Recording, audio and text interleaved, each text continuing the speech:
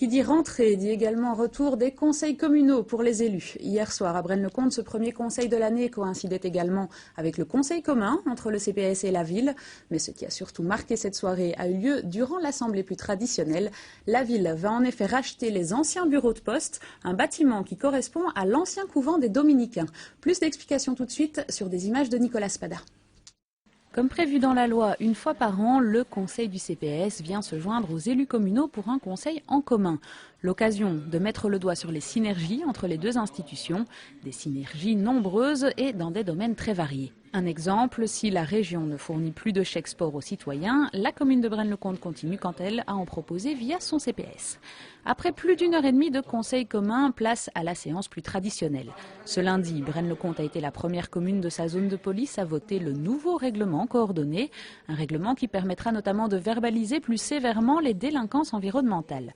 La commune a également décidé de s'associer au fonds de réduction du coût global de l'énergie de Soigny, une ASBL qui permet à la population de bénéficier de prêts avantageux pour effectuer des investissements qui visent à réduire la facture d'énergie, par exemple un remplacement de chaudière ou la mise en place d'un chauffe-eau solaire.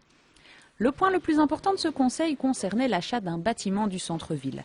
L'ancien bureau de poste, situé sur la rue de Mons, correspond en fait à l'ancien couvent des Dominicains.